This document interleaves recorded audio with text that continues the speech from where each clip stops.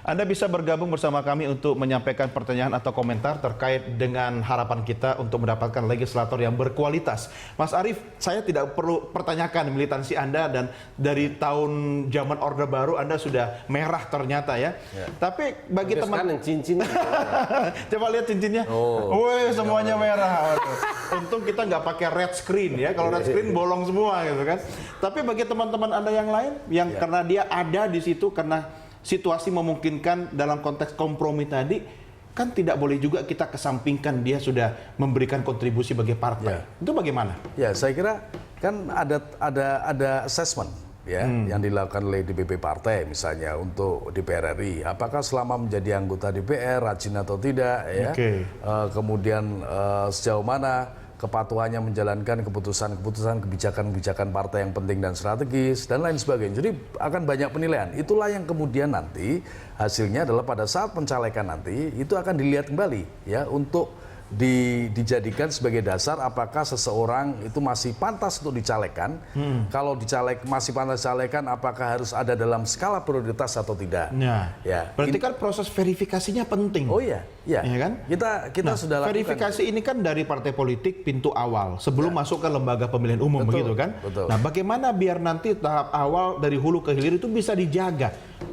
Verifikasi seseorang biar layak untuk menjadi wakil rakyat yang baik. Ya, justru karena itu assessment itu dilakukan oleh partai ya, by law, ada aturannya. Tidak, makanya beginilah, contoh begini soal Pilkada DKI, semua orang tanya apa PDI Perjuangan mau mencalonkan siapa lu? Kita jalankan dulu mekanisme itu, baru kemudian ada keputusan sama dengan soal pencalekan, ada mekanismenya, ada penilaiannya dan lain sebagainya, baru kemudian ada keputusan si A, si B, si C itu dicalonkan. Emangnya yang di DKI Jakarta banyak kutu loncatnya? Kenapa? Caleg-calegnya. Calon-calon kepala daerahnya. Maksud saya ingin saya katakan adalah menegakkan aturan di internal partai itu. Itu yang pertama. Yang kedua, aturan itu harus dipahami oleh keseluruhan kader ya. Karena itu sosialisasi terhadap aturan sejak lama, maka orang-orang partai itu, orang-orang PDI Perjuangan sampai tingkat perlu selalu hafal dengan namanya, SK 47 Mas, SK 65. Misalnya SK yang mengatur tentang ini, SK ini nomornya ini yang mengatur tentang ini itu. hafal bukan untuk ngakalin kan? Bukan, karena mereka memang harus menegakkan aturan itu, termasuk dalam hal rekrutmen dan seleksi calon anggota legislatif. Tapi kan begini, Bang Jerry, partai kan punya kepentingan. Sebisa mungkin partai banyak mengakomodir ya orang-orang yang bisa mewakili partai itu masuk ke legislatif begitu kan, sehingga di dalam proses di tengah jalan bisa saja dong ada deal-deal. Mungkin sistem sudah bagus, tapi kalau kita bicara mental orang per orang, siapa yang bisa ngawasin satu-satu sampai kader yang ada di tingkat ranting gitu kan?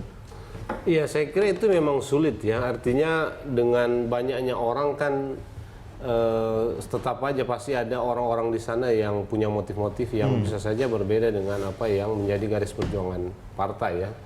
Nah, justru disitulah menurut saya partai harus lebih tegas dengan dengan mekanisme internalnya gitu ya. Dan ya kesalahan itu harus diberi sanksi ya. Di partai sih ada sanksi-sanksi juga termasuk gugur begitu sanksinya. Tapi jarang sebetulnya sanksi yang sifatnya kepartaian ya. Kecuali kalau orang itu melakukan kesalahan. Nah, problem di partai ini kan di setiap partai juga ada gerbong-gerbongnya ini.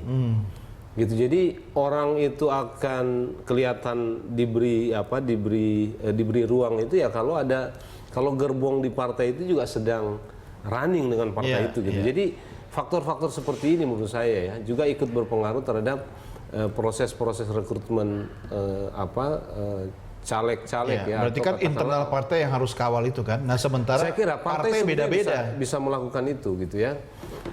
Misalnya begini, hal-hal sederhana. Kalau orang sudah punya masalah sejak di masa lalu, apalagi kalau itu masalah korupsi, menurut saya untuk konteks kita sekarang sebaiknya partai harus lebih tegas dengan orang-orang seperti ini gitu.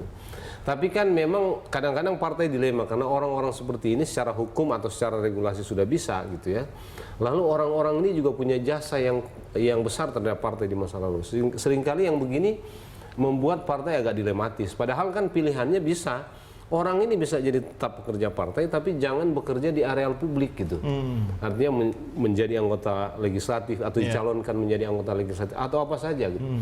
Tapi di partai dia bisa tetap digunakan karena orang ini misalnya untuk partai memang sangat penting gitu. Jadi pilihan-pilihan seperti itu bisa diambil ya. Tapi di partai yang begini-begini tidak selalu mudah gitu ya. Gitu. Artinya harus ada political will atau leadership yang kuat dari partai politik itu sendiri. Kalau di PDI Perjuangan tidak lepas dari sosok Ibu Megawati Soekarno Putri. Nah, partai-partai lain kan tidak bisa mengandalkan saya kira itu salah satu faktor variabel ya. Bu Mega memang menjadi faktor yang paling strategis di partai. Tetapi juga lingkungan partai itu sendiri ya.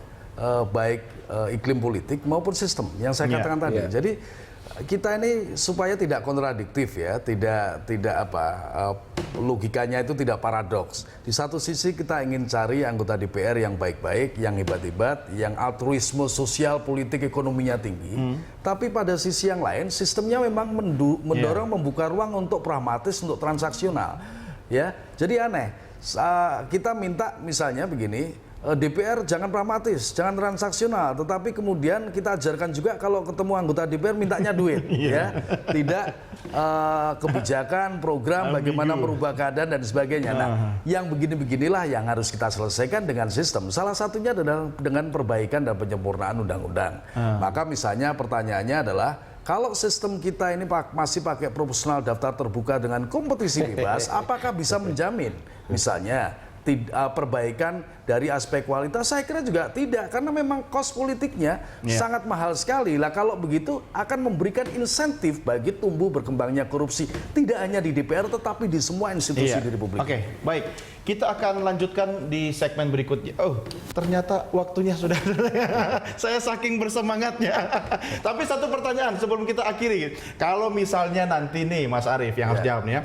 Bu Mega ternyata milih kader untuk pilkada yang menurut Anda dan teman-teman ini kutu loncat.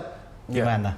Ya, saya kira tentu akan ada pertimbangan yang jelas pada rakyat. Tetapi begini, tentu partai saya itu akan memilih kader yang jelas tidak memiliki prestasi buruk, menyakiti rakyat, membusuk rakyat, ya, memikirkan rakyat, menindas rakyat, gitu. Jadi kalau sudah punya prestasi kutu loncat pun nggak apa-apa ya? Karena itu doktrinnya doktrin ideologi. Mas, memang agak berbeda. Kita harus bedakan antara yang legislatif dan eksekutif. Oke. Ini saya kira mekanisme di internal partai juga berbeda. Saya kira jauh lebih ketat, memang bukannya lebih ketat ya, lebih apa kalau di legislatif. Jadi pilihan partai harus tetap mencerminkan garis politik ideologi partai. Sudah pasti ya.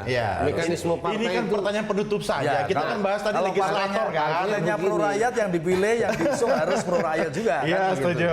Coba lihat cincinnya tadi yang merah. PDIP sejati. Mas Ari terima kasih.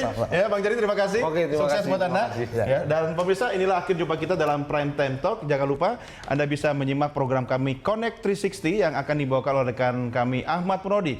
Dan pemirsa, jangan lupa Anda bisa mengirimkan kritik, saran kepada kami, kirimkan di email kami di news@berita1.tv, follow kami via Twitter, Facebook, dan YouTube. Saya Doni The Geyser. Terima kasih dan selamat malam.